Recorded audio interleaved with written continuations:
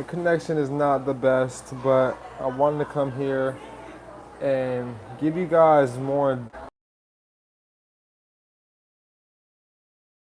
I thought the Wi-Fi would be better, but apparently it's not. So I want to talk about one's open-ended credit plan, and I want to. That's where the open-ended credit plan is defined, and just to put it in simple terms, right, we're able to credit every single corporation with our credit card. A credit card is our social security number. See, I'm going to make a post today showing you guys how in 1936, when the Social Security Act was passed, our social security cards actually said social security account, because if we knew that it was an account, then back then people did know that it was an account, and if there's an account, there's got to be some funds within that account. Well, I'm here to bring it forth to you guys, and I'm going to make a post on my community channel so that all of you guys can see exactly what I'm referring to and why they changed it up. But, to deceive us and to continue to mislead us, just like all of these creditors and debt collectors are doing as well too. But that's why they passed truth in lending, because if we knew the truth about lending, if we understood that our credit was being misused in just about every single consumer credit transaction, then we would understand that we're the one whom is crediting, once again, all of these corporations. And with us being the creditor, we're the ones whom is granting them the right to therefore extend the credit on our behalf. While they're getting the funds from our account, our open-ended credit account, from there, they're then telling us and deceiving us and getting us to agree into their terms. As we agree to their terms, these are the payments that we're promising to pay. These are the payments that we've agreed to, pay them monthly.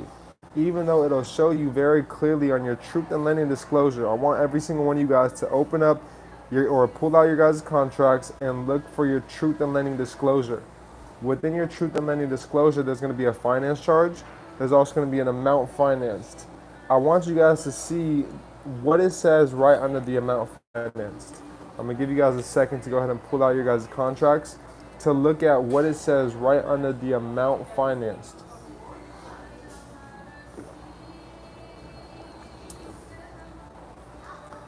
See, once we see what it is saying under the amount financed, it'll state the credit, not the cash, but the credit provided to you on your behalf. So what I want you guys to understand is that everything is credit. Since 1933, there's been no lawful money in circulation. I'm here to bring it forth to you guys.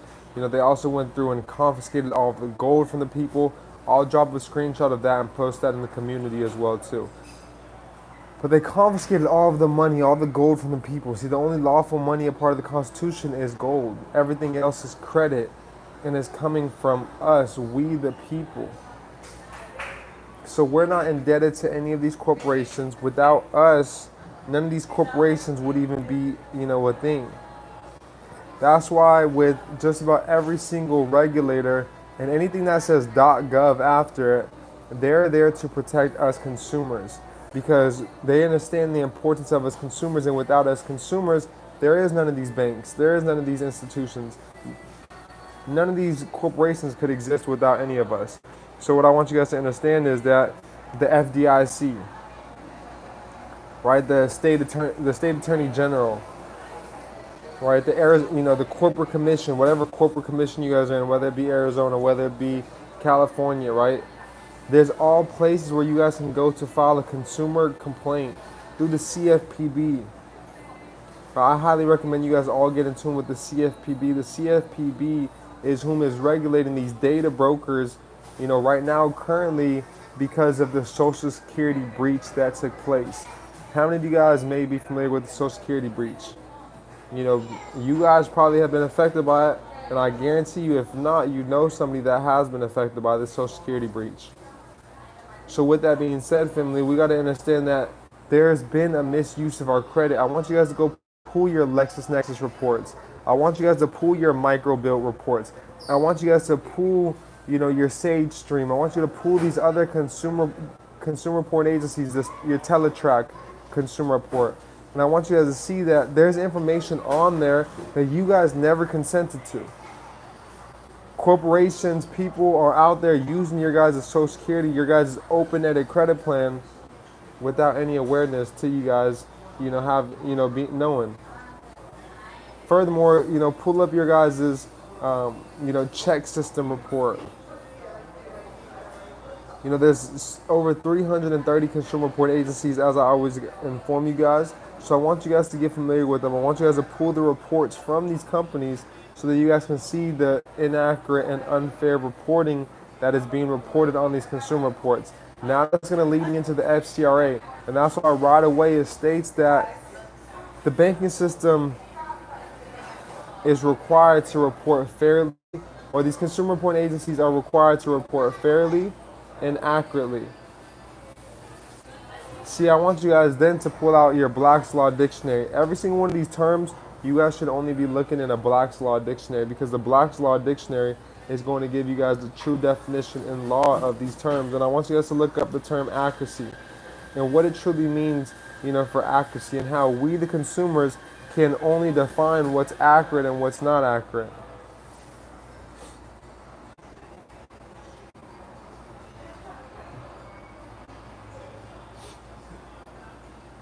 All right, family. So it's vital that we get in tune with the FCRA, and that starts at 15 USC 1681. I've been able to remove any account you could think of from a bankruptcy, all the way to a student loan, all the way to collections, charge-offs, all the way to inquiries, late payments, simply off of using the FCRA, which is 15 USC 1681. So we don't got to overcomplicate it. We don't got to use a million different laws and codes. But what we do got to understand is these two chapters that I've covered here, and that's Truth in Lending, which starts at 15 USC 1601. I showed you guys where they define the term open-ended credit plan, which is 15 USC 1602. I want you guys then to look into the term credit, look into the term credit card. I want you guys to look into the term unauthorized use. I want you guys to get familiar with all of these terms, because these terms are what's going to help you guys understand the fraud that is taking place and how we are the ones who are miscrediting all of these corporations. From there, I want you guys to look into the FCRA, because the FCRA is going to show you guys the inaccurate and unfair credit reporting. From there, and I want you guys to also pull these other consumer report agencies, these other consumer reports from these consumer report agencies. And once you guys pull those consumer reports, y'all are going to see the unfair, the inaccurate reporting that they're doing. Furthermore, I want you guys to understand that to show you guys how we're the ones who can only define accuracy. Have any of these consumer reporting agencies ever been to your house? So how can they verify that you've actually lived at that address that is being reported on your consumer report? Have any of them visited your job? How can they verify that, you've actually worked there? Maybe it's because there's other consumer reporting agencies which are selling your information to Equifax, to Experian, and to TransUnion. That's why I recommend that you guys go through and pull these other consumer reporting agencies. So once we pull these consumer reports, now we can go ahead and see the inaccurate accounts on there. We can get those removed. We can dispute them. Not only can we get them removed, but deletion is admission. That's them admitting to violating federal law. For them violating federal law, you guys can look into 15 USC 1681N. And per each violation, just within the FCRA alone, you guys can get up to $1,000 per each violation. Within Truth in Lending, you guys could actually get double the finance charge. So once again, going back to that Truth in Lending disclosure, if we look at that Truth in Lending disclosure, there's a finance charge. The finance charge in pursuant to 15 USC 1605 is the sum of all charges. If it's the sum of all charges, that means that that's the total amount. There should be nothing more, or there should be nothing less. It also states there should be no comparable cash transactions, because cash isn't even a thing. Cash is truly an illusion. Everything is credited by one's credit card, because with our credit card, within our credit card, we have access to an open-ended credit plan. If I think about something that's open-ended, all right, this has one open. Now imagine that this bottom was opened as well too, right? Things could flow throughout this, infinitely. That's just like one's credit plan as well too, right? So I want you guys to get familiar with one's open-ended credit plan, the term, what it means, and that's once again in 15 USC 1602. So that's really what I wanted to cover here today. Once again, you guys can go to the regulators like the CFPB, the FDIC. Y'all can go to the Better Business Bureau. Y'all can go to any state attorney general, the state corporate commission. You name it. There's so many different regulators that we can file a consumer complaint through. Next, what I want you guys to do is look in your guys' contracts and your agreements, and I want you to look for an arbitration clause where it mentions arbitration and it states if there's any claims to put them on notice and spot the inaccuracies. If there's any inaccuracies or unfair reporting, put them on notice of such. If they're still not willing to comply, the next steps would be to go through and connect with an arbitrator. So from there, we'll go to adr.org, which is the American Arbitration Association. Once we go to American Arbitration Association, we can file, and we can take them through arbitration. I like to personally send out a pre-arbitration demand where I'm letting them know all of the fees and the fines that are going to come with taking them through arbitration. Then I'm going to let them know, the next steps are me taking you through arbitration. I'm going to spot the violations that I have. I'm going to show them the evidence of such. And from there, dang, she's going through it. From there, you guys, the next step would literally simply just be to file arbitration. From there, you guys will get connected with an arbitrator, and the arbitrator will help, you guys go through the process of getting the accounts deleted and then getting remedy as well too. The code for $1,000 violations within the FCRA is 15 USC 1681 N. N as in Nancy. And then within Truth in Lending, I've mentioned the finance charge and how it's the sum of all charges. And once you guys pull up that Truth in Lending disclosure, you guys can see the finance charge. Well, actually within Truth in Lending, you guys can get up to double the amount of the finance charge, and that's 15 USC 1640. 1640. 15 USC 1640. So I highly recommend all of you guys look into it, get familiar with it. I got a couple questions, so I'll answer these before I go ahead and get up on out of here. Unlimited credit plan, yes, that's what I'm trying to accomplish. Getting my accounts open-ended. Yeah, well, there's nothing to accomplish. Your accounts are already open-ended. Right? If you have a social security number, you have an open-ended credit plan. That social security number, that social security card, I'm gonna make a post right now in the community, is an account that's open-ended. Right? We have an infinite credit plan. That's why one cannot be denied credit. And if we are being denied credit, we can send them out an adverse action letter. Within this adverse action letter, I got a couple of videos breaking that down as well too. Within many of our YouTube videos, I got different teachings that show you guys how to draft up letters. For more templates or step-by-steps, y'all can check out the university. Y'all can also reach out to me I'm gonna do 50% off everything for the next week because my birthday is tomorrow. So for the next week, to partner with me with any of my services, I'm gonna do 50% off during my birthday. I'll make a post about that, just so you guys all can get access to that. I want to be able to give you guys something going into this new year. Me turning 25, I wanted to be able to bless you guys and just give. I've always credited myself on being a go-giver, so I want to give you guys 50% off on all of our services. But why I mention that is because we got templates within our university, which can help you guys with that adverse action letter if you guys have been denied credit at all. Thank you. I appreciate the birthday blessings. So yeah, family, that's all that I really wanted to cover with you guys today. Didn't want to be here too long. Wanted to really keep it simple. But go study, go read. I don't want you guys to believe anything that I say. Go look into 15 USC 1602. Go look into 15 USC 1601, 1681. All right, 1681N, how are they setting credit limits? It's like they don't want to open end my accounts. So it's all about knowing the truth in lending, right? Truth in lending, the title itself says everything. Somebody is not being truthful in the lending process. It's not that they don't want to open end your accounts. They already are open-ended. It's just you got to know how to assert yourself within truth in lending. You got to understand how to read these contracts, read the truth in lending disclosure, and see that you've already credited them. So any of these payments that you are making, you are not obligated to paying any of these payments. And I want you guys then to look into the term debt. Debt is an obligation or an alleged obligation. So they're allegedly claiming that you owe these debts. So they therefore got to validate and verify these debts, which there's no way of them doing such. None at all. Typically, whenever you do request, a proper debt validation, all that they're doing is sending you back the statements. All they're doing is sending you a whole the oh my gosh. All they're doing is sending you guys either the statements, or they're sending you guys what's the word in the statements are just an agreement. That's what it is.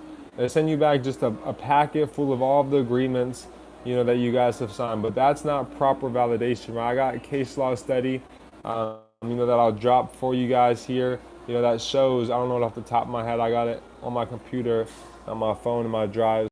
But that shows, that, they went to the Supreme Court and stated that, a bank statement or, the agreement is not proper debt validation. So I'll drop all of that for you guys. I'm gonna make a couple posts right now, right after this, so I don't forget. So check out the community. And then like I said, for the next week, I'm gonna do 50% off all my services. That's the university, which that'll go from 97 to 47. And then all my other packages if you guys are looking to, get started with any of those as well too. So I appreciate all you guys tuning in. I'm in Brazil for the birthday. And this is what life is about. Last night I was live, in the city. I was not even in the city. I was just right outside of my hotel. I went outside to go see what was all the noise was, and I didn't know it was that lit. It was going to like 3. I wasn't out there that long though, but definitely enjoyed myself, tremendously, and yeah, definitely a great way to celebrate going into this new year, completely sober. If y'all know me, I love my cannabis. I love my ganja, right? My marijuana. But, in order to get to new heights, you always got to give up something. You got to give up something, and, I understand that it's all about willpower. This life, it's all about, especially as a man, having that willpower is everything. And once you guys develop that willpower, you guys can truly, create your reality and do anything you set your mind to. So I appreciate you all tuning in. Yes, Brazil definitely the best place to be for my birthday. Couldn't have had it any other way. Flower never hurt anybody. But once again, it's not the cannabis at all. I love weed, and if there's anybody to talk to about weed, it's definitely me. In terms of knowledge and the medicinal uses and the benefits of such. And I know me as well too. I'm a productive smoker, but it's just, once again, if you want to elevate, you got to give up some things. And it's not, you got to sacrifice what you love, or eventually what you love will be the sacrifice. And it's not like I'm giving it up forever. It's 6 months. And within these 6 months, we locked in even more. And within these 6 months, within the time I've already given it up, I've seen so many quantum leaps. And so it's not the flower at all. It's not that it's never hurt nobody. I'm well aware of that. It's the fact of, once again, if you want to elevate, you got to give some things up. New heights, new levels require, elevation takes separation. Separation from, old habits, old, thinking patterns, and, just, it's like fasting.